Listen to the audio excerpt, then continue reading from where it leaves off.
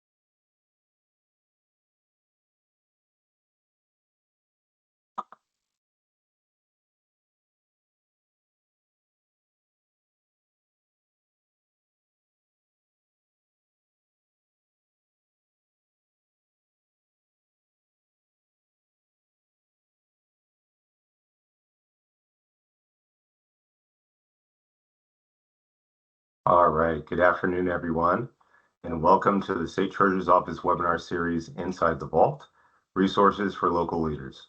My name is Christian Daly, and I'm the STO's External Affairs Manager. If this is your first webinar with us, welcome. And to those that have joined us before, welcome back. A few housekeeping notes before we get started. This webinar is being recorded, and it will be made available afterwards. The information shared today will be sent to all in attendance and to those that have registered.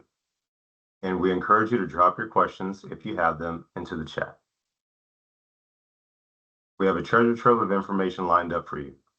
As we move through today's webinar, you will hear about an update on bonds and other initiatives, as well as learn about two great programs in our office. Learning something new that can benefit those that you serve or even your own household. As always, we hope you have a eureka moment, like a California-specific aha moment.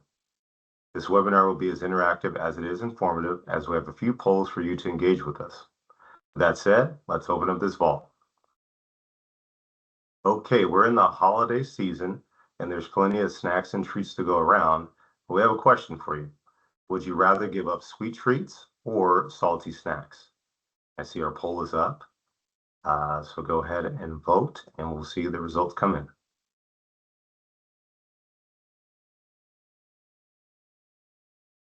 Okay, it's pretty close. So give it a few more moments for folks to add in their response. Okay, looks like majority of you said sweet treats. And that's all right, because thankfully you'll be able to have both sweet treats, your salty snacks, and also helpful information by the end of today's webinar. On to our next poll. How do you engage with your state and federal representatives?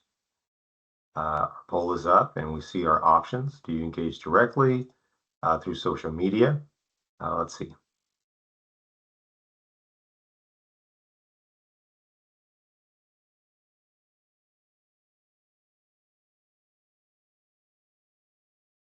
All right, I see someone in the chat says through lobbyists. Okay. I see some folks are still responding, so I'll give it a few more moments.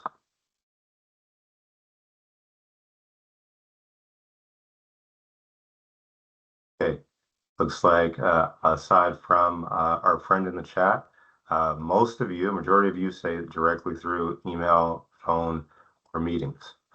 Very insightful, and I think we'd all agree, representatives being connected to the communities they serve and vice versa is integral to government working for everyone. Okay. As you may be aware, the STO oversees the issuance of bonds. The office serves as agent of sale for all state bonds, and we act as agent of sale for other state-related issuers and authorities, like the California Department of Water Resources or the UC Regions. Since our last webinar in September, the STO has sold over $2.8 billion in lease revenue and general obligation bonds. The funds will help support the renovation and expansion of the state facilities for the Department of Corrections and Rehabilitation, as well as for home loans for our veterans here in the state of California, the construction of new facilities for the Judicial Council of California and the Board of State and Community Corrections, capital improvements to intercity rail lines, commuter rails, urban rail systems. If you think of Muni in San Francisco or Metro in Los Angeles, and these systems that provide direct connectivity to the high-speed train system and its facilities, and also stem cell research, development, and treatments.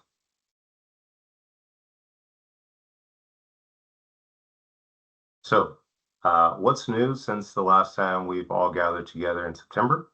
For a housing update, the STO, through the California Tax Credit Allocation Committee, awarded $592 million in federal and state tax credits for the development and rehabilitation of 25 affordable housing developments throughout California.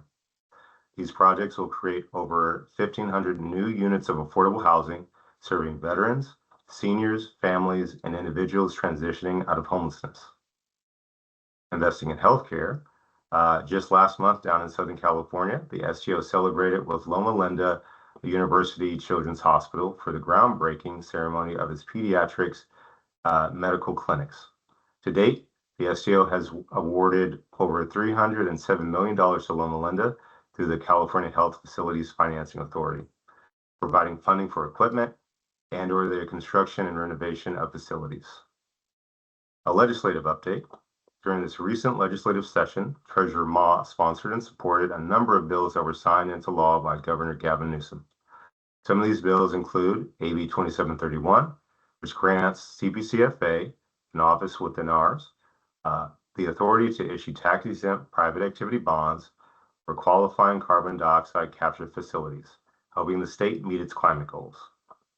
AB 2927, which mandates that California students complete a personal finance education course to graduate high school, starting in the 2029-2030 school year, and SB 242, which ensures that HOPE account funds are not considered as income or assets in public safety net programs like CalWORKS, CalFresh, and Medi-Cal.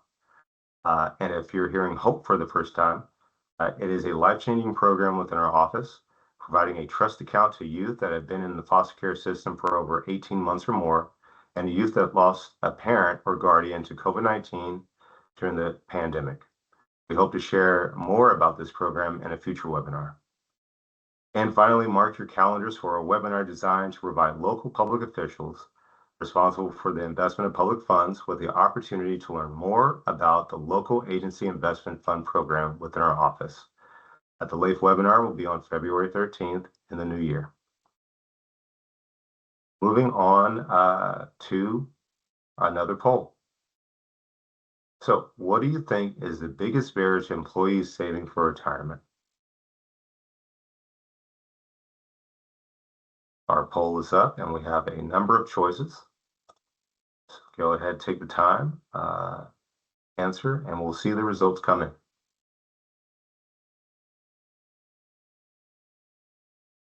Okay, starting to trickle in.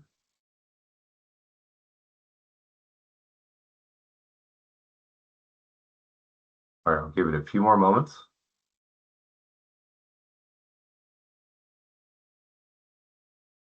Looks like majority of you chose all of the above. Financial limitations, lack of access, uncertainty about where to start and how to start saving, and lack of awareness. Well, good news. Our next presenter will share some information that can help current and future professionals of California prepare for retirement. I'll now like to pass it to Carolina Hernandez, Outreach and Client Services Manager for the CalSavers Retirement Savings Program. Carolina. Thank you. Thank you very much, Christian. Perfect segue into our program. Again, my name is Carolina Hernandez. I'm the Outreach and Client Services here at the CalSavers Retirement Savings Board. Before getting started, would like to thank you for taking the time to learn about our program and talk about how California is working to address the retirement savings access gap. Now, today I'm going to give you a really brief overview of what CalSavers is, and we do also offer weekly webinars for anyone that wants to get a little bit more of a deep dive into the program and understand the logistics and how it is that we are working to support that bridge of access gaps for folks that previously did not have a way to save for retirement. Now, for anyone who's not familiar with CalSavers, CalSavers is California's retirement savings program. It was created for the millions of Californians who did not have a way to save for retirement at their workplace.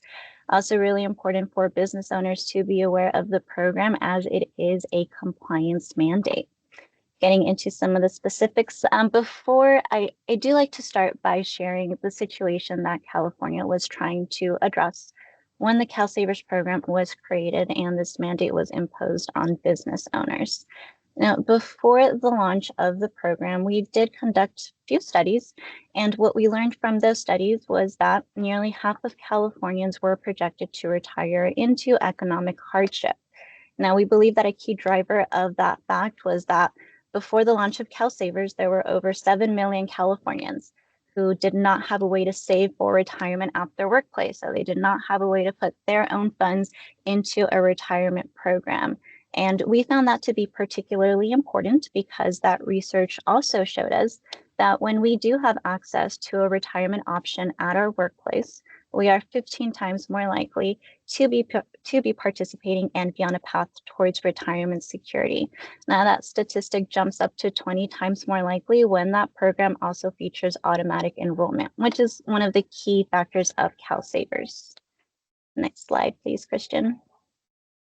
Now, knowing that the easiest way to get people saving and on a path towards retirement security is through the workplace, back in 2016, the California legislature passed SB 1134, and this did two important things.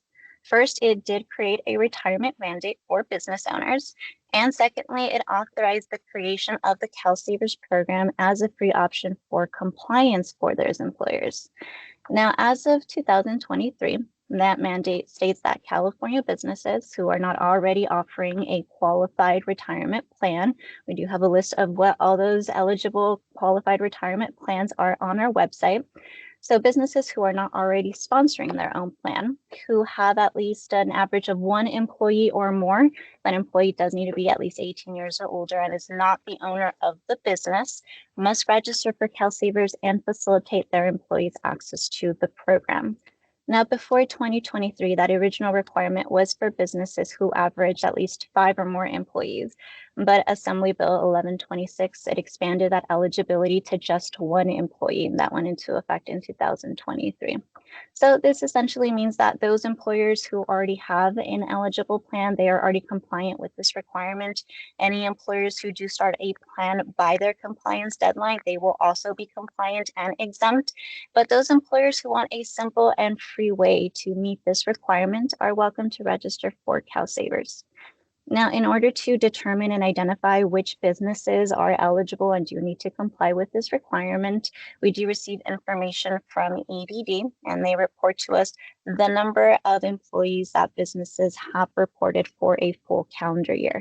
Now, eligibility is based on a yearly average, which gives a business about a year after hiring their first eligible employee, roughly about a year before they need to be compliant with this new law. Now, for employee eligibility, it's pretty simple. Anyone who is 18 years or older, has earned income, and has either a Social Security or an ITIN can participate. It was really important for us to include eligibility for ITIN holders as they have been historically excluded from being able to participate in these type of financial programs. It's also regardless of the hours that employees work.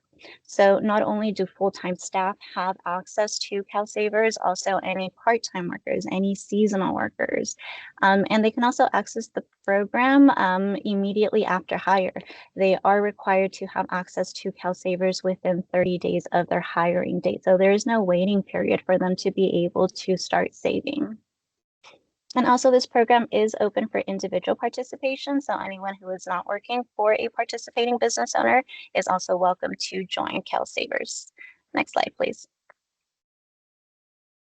Now, looking at registration deadlines, that's really key here. When do employers need to come into compliance? As I mentioned, we are receiving our information from EDD. So every spring, we are receiving fresh data from them, and they are sharing how many employees a business is reporting for that full calendar year. And that is what is the determining factor here, that average of that full calendar year for us to identify those newly eligible employees. So those who are still averaging 5 or more employees, that was our original requirement. They do still have a compliance deadline of December 31st of the year that we are identifying them as eligible.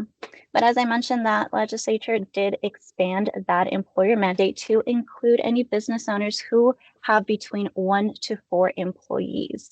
And so that we are giving ample time to that new group of employers that have to meet this requirement. We did issue them a compliance deadline of December 31st of 2025. Now, considering that these businesses probably don't have a person who is dedicated in HR to keep them up to date with all of the new compliance changes that happen, we wanted to ensure that they had ample time to be able to look over what their various options are and make a decision that fits their business model best. Also really key here, any businesses who miss their registration deadline, there are enforcement penalties for non-compliance. We are absolutely willing to work with employers to avoid that, but do be aware that businesses who are not either registered with CalSavers or reporting that they're already sponsoring a qualified retirement plan could be subject to penalties for non-compliance. Next slide, please.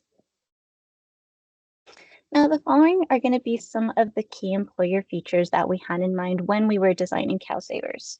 So when that legislation passed back in 2016, one of the very first things that we did was to engage a group of stakeholders who represented both the employer community as well as the interests of the consumers, the end goal users here. And what we wanted to know, what were the obstacles of the existing plans on the market that were making it difficult for businesses to offer retirement savings to their employees. And there were 3 particular hurdles that employers reported. It was the administrative burden, it was the fees, and it was the fiduciary liability. So when designing CalSavers, we wanted to make sure that it was easy to facilitate for employers. I'm going to share a testimonial shortly of a participating employer. There are no fees for employers. They will not ever receive a bill from CalSavers for registering. There's also no matches that are allowed from employers into participants' accounts. So because CalSavers is an IRA, only the owners of the accounts are allowed to contribute into CalSavers, into their own CalSavers accounts. And there's also no fiduciary responsibility for the employer. The fiduciary responsibility lies on the state treasurer, our board members, and all of our contractors. Now, in thinking about our savers, we wanted to also ensure that this was a simple program for them, taking into consideration that many people, this might be the first time that they're exposed to retirement savings. We didn't want to overwhelm them with too many options. So when they are registered, they can either keep these automatic enrollment options that are pre-selected. For those who might be a little bit more savvy, we have the option so that they can customize their own, select how much they're contributing and which investment fund they're going into. Also, something that's going to distinguish CalSavers is that our accounts are portable. So individuals that are participating in CalSavers, if they leave their employment and they go work for another participating CalSavers employer, they can save into that very same account. And we do offer low fees. Our fees are competitive compared to other IRA programs in the market. So we wanted to make sure it was simple, that it was portable, and that was low cost for our participants. Next slide, please.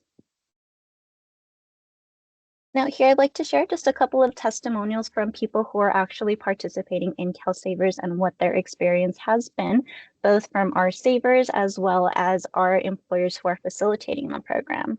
So Ben, who is working at a Dairy Queen, reported that I started working at Dairy Queen and I found it difficult to manage my savings and didn't really give a retirement plan much thought. When I learned about CalSavers, I was skeptical at first.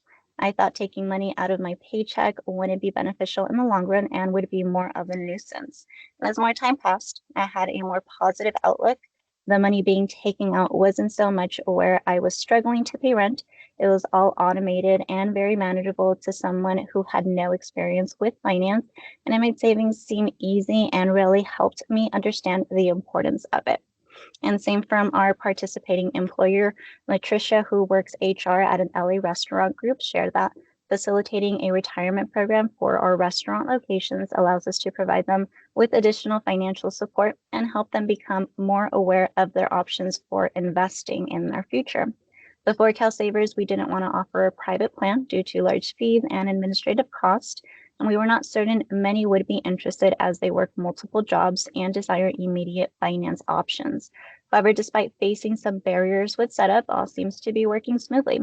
The best element of the CalSavers program, in our opinion, is its cost effectiveness and the fact that it does not put a lot of burden on small businesses that have to restrict their cost.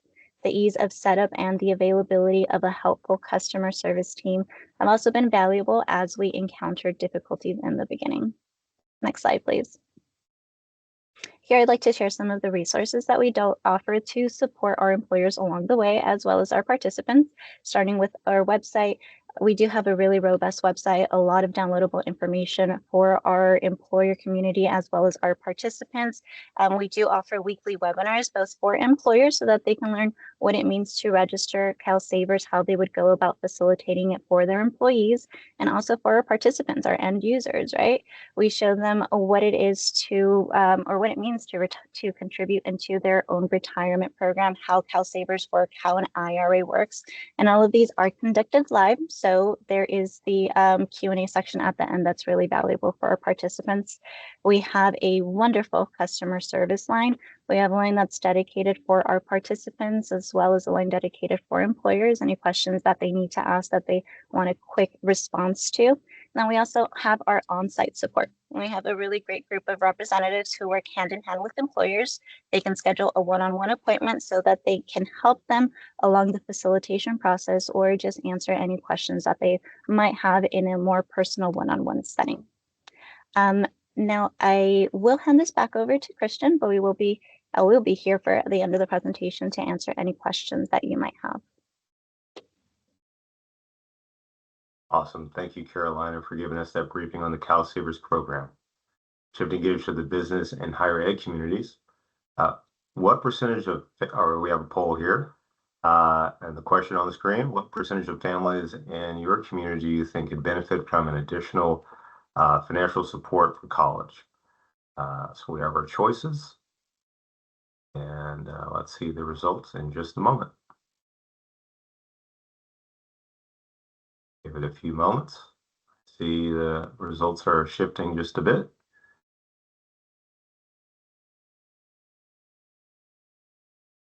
Okay. And looks like majority of you said over 75%. We'll get ready to take some notes because our next presenter will share some information that can benefit businesses, taxpayers, and of course, current and future community college students.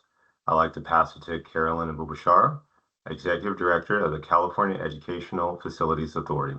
Carolyn? Yes, thank you, Christian. Good afternoon, everyone. Like Christian said, I'm the Executive Director of the California Educational Facilities Authority, also known as CEFA. So appreciate the opportunity to be able to talk to you today about the College Access Tax Credit Fund and how this program is operated through the State Treasurer's Office and CEFA, which is housed within the State Treasurer's Office. So for those of you who don't know much about CEFA, CEFA was established in 1973 for the purpose of providing financial assistance to eligible and creditworthy nonprofit and private higher educational facilities through loans, grants, and tax-exempt financings. Our mission is to provide students with better access and broader opportunities in higher education. It is made up of a 5-member board with California State Treasurer Fiona Ma as the chair of the board. We have 2 active programs. The first one is the bond financing program, which provides tax-exempt financing for the private nonprofit universities in California to fund all their capital projects. And then the second one is the one I'm going to go into more detail today, which is the College Access Tax Credit Fund. So the College Access Tax Credit Fund provides funding to the California Student Aid Commission's, or CSAC's, new Cal HBCU Transfer Grant Program that was launched in the fall of this year. This program awards grants of up to $5,000 to participating students who transfer from a California community college to an eligible partnered historically Black college and university, or HBCU. Taxpayers, including individuals and businesses, can receive a 50% tax credit by contributing to our fund that can be used to offset their state tax obligations, as well as directly support the new Cal HBCU grant program. The College Access Tax Credit Fund has $489 million in tax credits available to be given out until taxable year 2027. The application period for the current taxable year we're in, taxable year 2024, has already opened on March 1, 2024, and ends on January 2, 2025. And then the application period for the following year would open on the following March. Next slide. So the College Access Tax Credit Fund was an effort by the State Treasurer's Office to raise additional funds for California financial aid programs benefiting low-income college students. This fund used to provide funding to help fund Cal Grant B awards since 2014 when it was established. However, with the passing of AB 1400 in September of last year, or 2023, that took effect in January of 2024 this year, this fund now provides an opportunity for California state taxpayers to contribute towards the new Cal HBCU Transfer Grant Program. As I previously mentioned, the Cal HBCU Transfer Grant Program will benefit the education of California's qualifying community college transfer students to eligible regionally accredited historically Black college and universities, or HBCUs. CSAC, the Student Aid Commission, will provide grants of up to $5,000 to each qualifying student. But in order to qualify, a student must have earned an associate's degree for transfer, must be enrolled at an eligible HBCU, must have demonstrated an unmet financial need, and intends to return to California after graduation from an HBCU. After graduation, the goal is to bring back the students to California to benefit the California communities. Moving on to the next slide. So how does this fund work? Taxpayers, like I said, including individuals and businesses, make a contribution to CFA, to the College Access Tax Credit Fund, and then they would receive a tax credit of 50% of the amount they contribute. The application is a two-step process through CFA's website. You propose a contribution amount you would like to give, and after the application is accepted, you send the contribution via secure methods, either through a bank transfer, checking account, cashier's check, or money order. Taxpayers then will receive a certification for tax preparation purposes. The tax credit helps reduce the amount of taxes owed or the tax liability. Later, 50% of the contribution will go to the general fund, and the remaining contribution minus expenses will go to the Student Aid Commission for the Cal HBCU Transfer Grant Program. Now, excess tax credits donated by taxpayers under this program may be carried over to reduce a taxpayer's net tax in the following taxable year, as well as the succeeding 5 years until the tax credit is exhausted.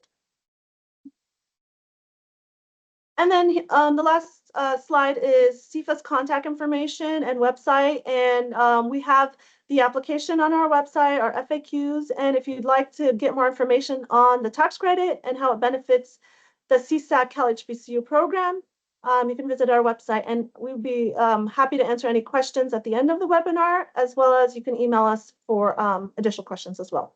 So back to you, Christian. Thank you, Carolyn, for sharing that information to assist taxpayers and students of the Golden State. So now I'm going to pause to see if we have any questions from our attendees. I have been looking in the chat and have seen none thus far.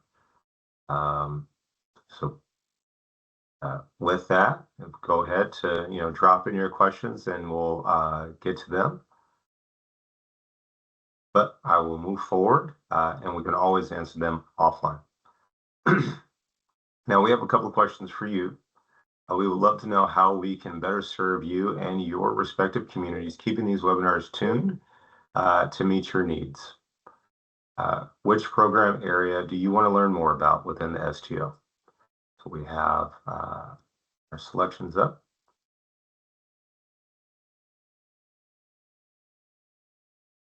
And we truly appreciate your feedback.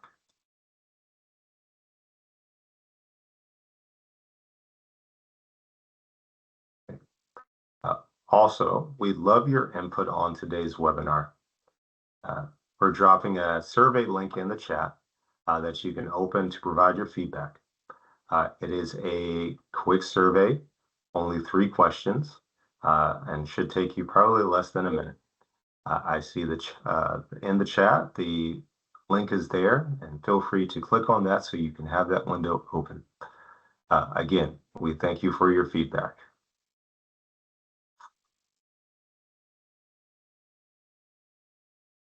We'd like to thank you for your time joining us for our Inside the Vault webinar series. If you have a eureka moment and would like to partner with us to share this information with your community, email us at askfiona@treasurer.ca.gov. If you have any questions, we're just an email away. Visit our website to learn even more about our office and the resources available to you, and be sure to sign up for our newsletter to see our work around the state. Lastly, be on the lookout for an email with the information on the programs you heard today and an invitation to our next webinar in March. As always, we want to thank you for the vital work that you do in your communities and for joining with us to improve the lives of Californians.